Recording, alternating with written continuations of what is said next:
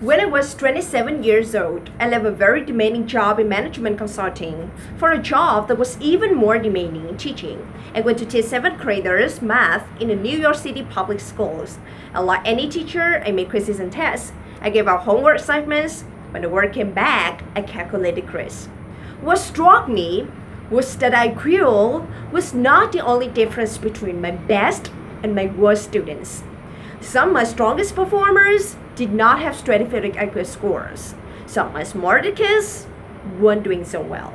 And that got me thinking, the kinds of things we need to learn in 7th grade math, sure, they're hard. Ratios, decimals, the area of parallelogram, but these concepts are not impossible. And I was firmly convinced that every one of my students could learn the material if they worked hard and long enough. After several more years of teaching, I came to the conclusion that what we need in education is a much better understanding of students and learning from a motivational perspective, from a psychological perspective. In education, the one thing we know how to measure best is IQ. But what if doing well in school and in life depends on much more than your ability to learn quickly and easily? So I left the classroom and I went to graduate school to become a psychologist.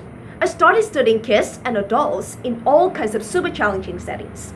And in every study, my question was, who is successful here and why? My research team and I went to West Point Military Academy. We tried to predict which cadets would stay in military training and which would drop out.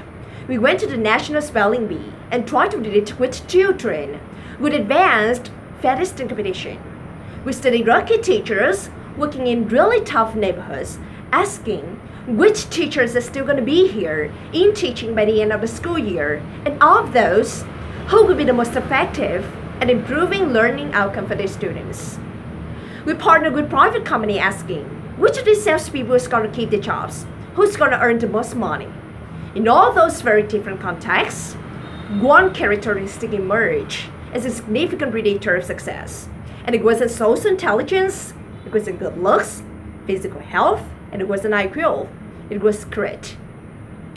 Grit is passion and perseverance for very long-term goals. Grit is having stamina.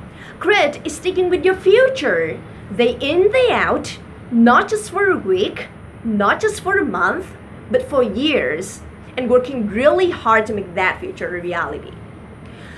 Grit is living life like it's a marathon, not a sprint. A few years ago, I started studying grit in the Chicago public schools.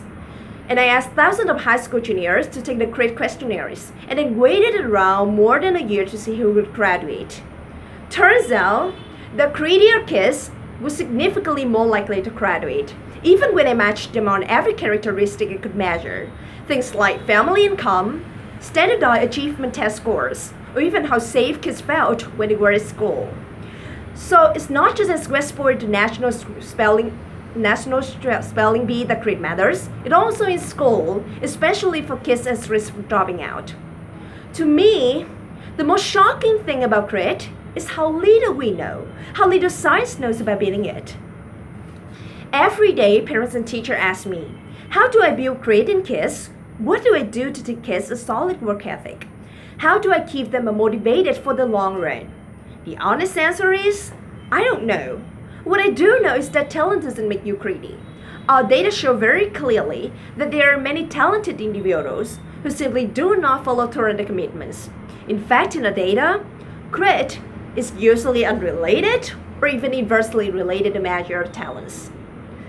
So far, the best idea I've heard about building grit in kids is something called growth mindset.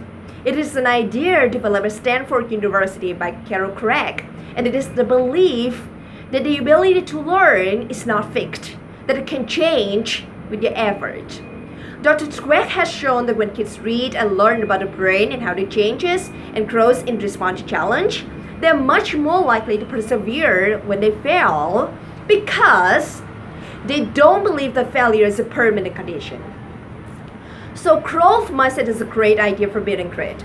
But we need more, and that's where I'm gonna end my remarks, because that's where we are. That's the worst that stands before us. We need to take our best idea, our strongest intuition, and we need to test them.